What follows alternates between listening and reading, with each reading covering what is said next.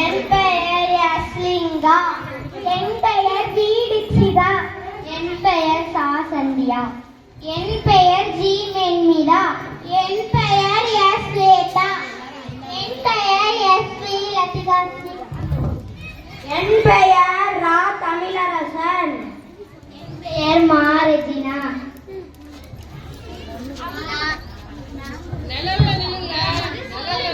நாங்கள் 5ஆம் வகுப்பு படிக்கின்றோம். அம்மா பசிக்கிற சோறு போடு. நங்காய் குழந்தைகள் ஏன் அழுகிறது? உணவு கொடுக்க கூடாதா? இருந்தால் கொடுத்திருப்பேனே. தானியங்களும் மாவும் நேரத்தே தீர்ந்து போய்விட்டன.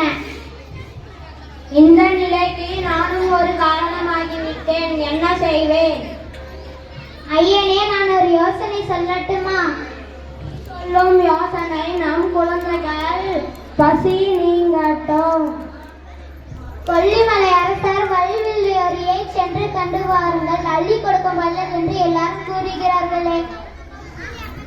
ஆம், நானும் கேள்விப்பட்டுள்ளேன். கொடை திறத்திலும் வீரத்திலும் சிறந்தவர். இப்பொழுதே செல்கிறேன். சென்று வாருங்கள். தாங்கள் வரும் வரை நோக்கி எங்கள் விழிகள் காத்திருக்கும்.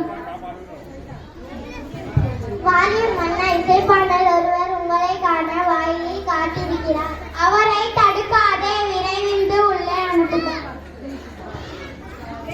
கொல்லிமலை கொற்றவா, கொடைத்திறத்தின் கோமகனே, நீவீர் வாழ்க, உமது படை வாழ்க.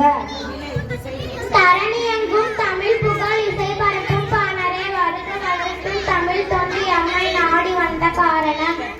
வல்லலே, வறுமை காரணமாக என் வீட்டின் அடுப்பில் பூனை உறங்குகிறது. தமிழ் பரப்பும் பாணரே, உமது நிலை என்னை வருத்தமுற செய்கிறது. நன்றி இல்லால் என் இல்லால் நெருங்கி கிடக்கிறாள். பிள்ளைகளே, காற்றை உண்டு கண்ணீரில் தேக்கிய வழி இருக்கின்றது. கலக்கம் வேண்டாம் பாணரே, வறுமையை போக்குவது என் பொறுப்பு. மரம் பழுத்து எல்லாருக்கும் பலன் தருவது போல என் துயரத்தை துடைங்கள். ஆகட்டும் பாணரே. அமைச்சரே, வாருங்கள். இப்பாணரின் குடும்ப வாழ வழி செய்திடுங்கள். அப்படியே அரசே, தாங்கள் ஆணைப்படியே செய்கிறேன். பொற்காசுகளை அள்ளித்தருக, அணிமணிகளுக்கும் களிர்களுக்கும் அள்ளித்தருக, பற்பல பரிசுகளை பேழைகளில் நிறைத்து அனுப்பிடுக.